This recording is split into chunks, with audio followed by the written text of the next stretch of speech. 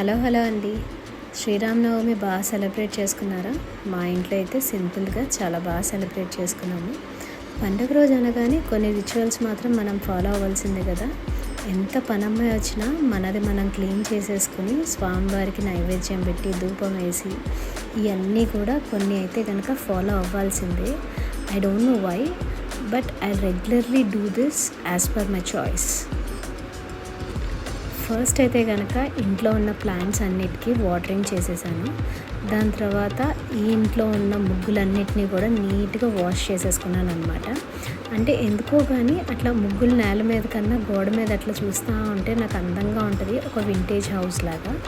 సరే కదా, మొత్తం కొంచెం ఇళ్ళ ముగ్గులన్నీ కడిగేద్దాము అని చెప్పి వాటర్ పోసేసి కిందకి చూస్తున్నాను, కింద ఎవరికి మీదైనా పడుతున్నాయా అని చెప్పి. మార్నింగ్ అరౌండ్ 7 o'clock అయింది. ఇంట్లో మొత్తం క్లీన్ చేసుకొని మళ్ళీ బయటకు వచ్చి చేసేటప్పుడు కల్లా ఆ టైం అయిందనమాట. సరే ఫాస్ట్గా కొంచెం సలివిడి వడపప్పు పానకం అన్నీ చేసేసుకుందాము అని చెప్పేసి ముందుగా అయితే కనుక మొత్తం ప్లాంటింగ్కి నీళ్ళు పోసేసి ఈ కొన్ని అయితే కనుక ఫాలో అవుతానండి కంపల్సరీ. ఫస్ట్ అయితే కనుక ప్లాంట్స్కి వాటర్ చేసిన తర్వాతే మిగతా అన్నీ కూడా ఫాలో అవుతానన్నమాట. నిన్న హేమాన్య వాళ్ళ లెసన్ ఒకటి చదువుతూ ఉంటే దాంట్లో వాళ్ళకి ఒక సెల్ఫ్ క్వశ్చన్ అనేది ఉంది, discuss with your friend or in class room అని. అది ఏంటి అంటే ప్లాంట్స్ ఇంకా యానిమల్స్ హామ్ చేయొచ్చా, మనము వాళ్ళకు కూడా ఫీలింగ్స్ ఉంటాయా, వాళ్ళు హర్ట్ అవుతారా అని చెప్పేసి. So when I asked my daughter what is your answer అని చెప్పి అడగగానే, అవును కదమ్మా, ఇప్పుడు వాళ్ళు ప్లాంట్ అనేది లివింగ్ థింగ్ అన్నట్టే కదా, వాళ్ళకు కూడా బ్రీతింగ్ అయి చేస్తారు, ఆక్సిజన్ ఉంటుంది, అప్పుడు మనం ప్లాంట్స్ని కూడా హామ్ చేసినట్టే కదా కట్ చేస్తే అని చెప్పి తను అనిన మాట నాకు భలే అనిపించింది.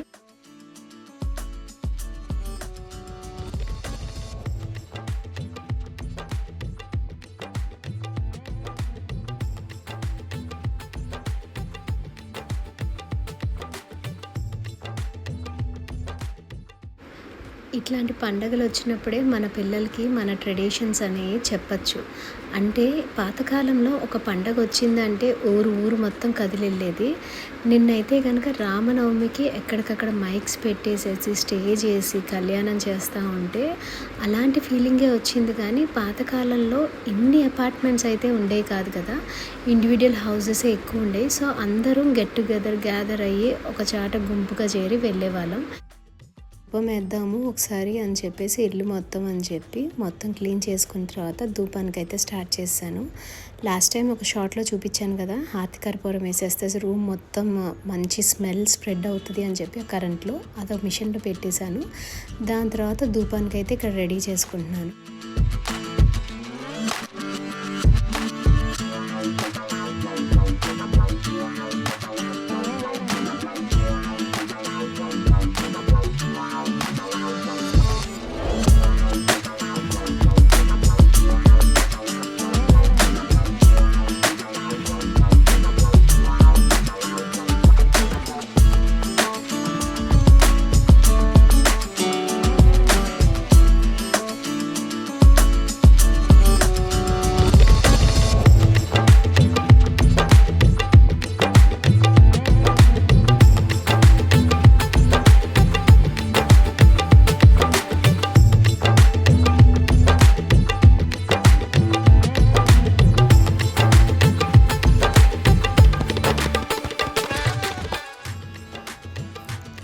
ఈ ధూపం కోసం అయితే కనుక సాంబ్రాన్ని నేను లాస్ట్ టైం అరుణాచలం వెళ్ళినప్పుడు అక్కడ తీసుకొచ్చానండి.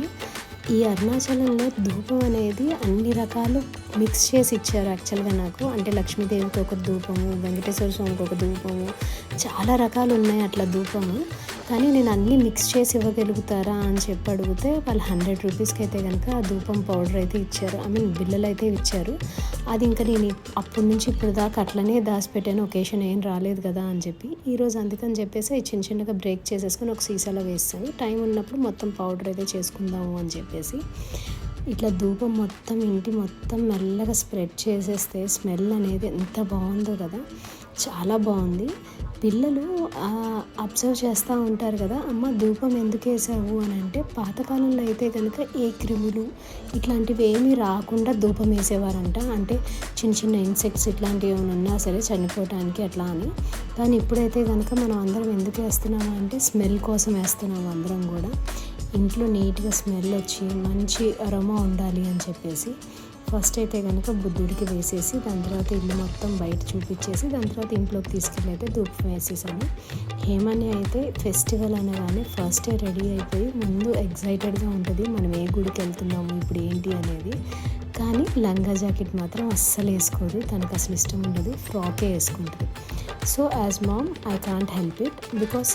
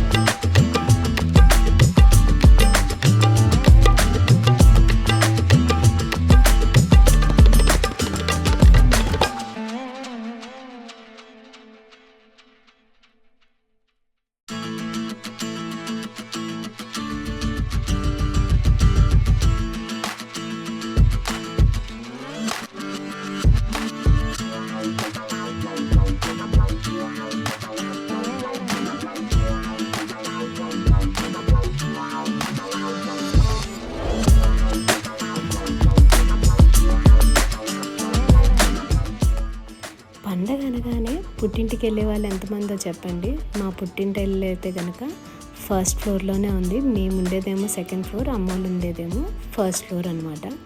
సో నాకు పుట్టింటికి వెళ్ళే ఛాన్సే లేదు. ఏది ఉన్నా సరే అందరం కలిసే చేసుకుంటాం అనమాట. అమ్మోళ్ళు మాత్రం కింద తులసికోట అట్లా పెట్టి పూజ చేసేసుకున్నారు. అమ్మ అయితే కనుక భద్రాచలం వెళ్ళారు రాముల వారి కళ్యాణం కోసం. నేనైతే కనుక ఇక్కడ వడపప్పు పానకం అయితే చేసేస్తున్నాను. ఫస్ట్గా పెసరపప్పు అయితే తీసుకుని నానబెట్టేసుకుందాం అని చెప్పేసి ఇక్కడ సింపుల్గా ప్రిపరేషన్ అయితే చేస్తాను. ఇది మొత్తం అయిపోయేటప్పటికల్లా అరౌండ్ 10 o'clock అయిందండి. దాని తర్వాత ఇంకా తొందరగా టెంపుల్కి అయితే వెళ్ళిపోదాము అని చెప్పేసి ఇంకా ఫిక్స్ అయిపోయాను అనమాట. ఇంకా భోజనాలు అయితే రాముల వారి కళ్యాణం అన్నప్పుడు మనం ఆల్మోస్ట్ కళ్యాణానికి వెళ్ళి అక్కడే తినేసి వస్తాం కదా. సో ఈరోజు కుకింగ్ కూడా పని అయితే ఏమీ లేదు.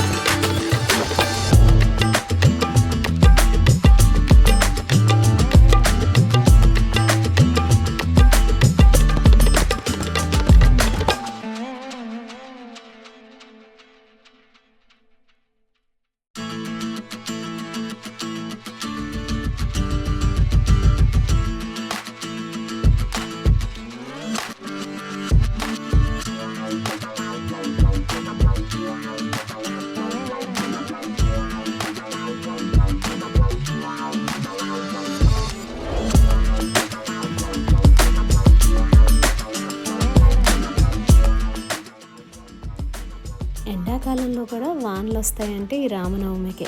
యాక్చువల్గా రామనవమికి కంపల్సరీ వాన పడుతుంది, అక్షంతలు దేవుడు పైనుంచి వేస్తారు అని చెప్పి మా నాన్న చెప్పేవారు చిన్నప్పటి నుంచి. అలా ఈసారి కూడా వాన అనేది బాగానే పడింది కదా 2 రోజులైతే మాత్రం. ఈ ముందు రోజు అయితే మాత్రం వాన పడుతుంది అనేది అసలు అనిపించలేదండి. ఫుల్ గాలి వేస్తుంది, ఎండ బాగా ఉంది, వాన ఏం పడుతుందిలే అని అనుకున్నాను. కానీ మధ్యాహ్నం 3 o'clockకి లోపల నుంచి బయటకు వచ్చి చూసేటప్పటికల్లా ఫుల్ వాన పడింది. మబ్బులంతా నల్లగా వచ్చేసి ఈ పడిన తర్వాత కొంతసేపటికి ప్లాంట్స్ చూడండి ఎంత అందంగా ఉన్నాయో. దీని మీద వాటర్ పడి చిన్న చిన్న వ్యూ అయితే మాత్రం ఫుల్ ఎంజాయ్ చేశాను. ఆ రోజు సాయంకాలం కూడా ఇక్కడ బయటే కూర్చొని కొంచెం లాన్లో ఎంజాయ్ చేశాను అనమాట. నాకు ఈ ఓపెన్ కిచెన్ ఇట్లా కట్టుకుని లాన్ ఉన్న తర్వాత నుంచి లోపల కన్నా ఎక్కువ బయట ఎంజాయ్ చేస్తున్నాను. అంటే చిన్న చిన్నగా ప్లాంట్స్ ఉంచుకుని అక్కడ నాకు కావాల్సినవి కొన్ని వరకే ఉంచుకున్నాను. ఇంకా దీన్ని కొంచెం గార్డెన్ పెంచుతాము అని అనుకుంటున్నాను, కానీ ఆ ధైర్యం సరిపోవట్లేదు అనమాట. నా చేతితో ప్లాంట్స్ ఎక్కువ ఎప్పుడు పెట్టలేదండి. ఇదే ఫస్ట్ టైం నేను ఈ ప్లాంట్స్ అనేది ప్లాంట్ చేయటం, కొంచెం కొంచెంగా పెంచుతున్నాను.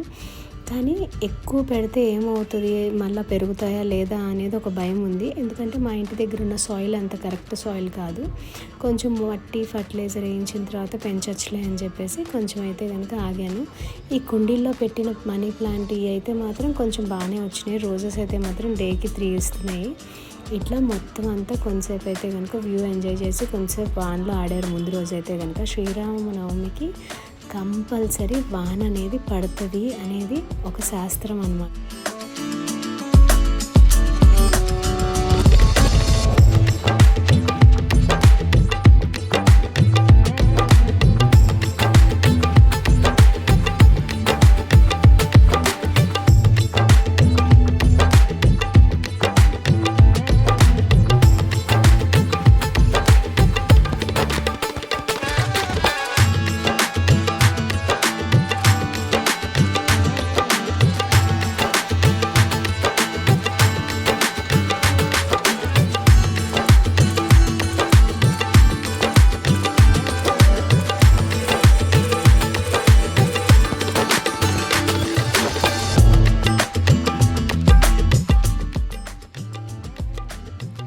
ఇది మా ఇంటి శ్రీరామనవమి స్టోరీ.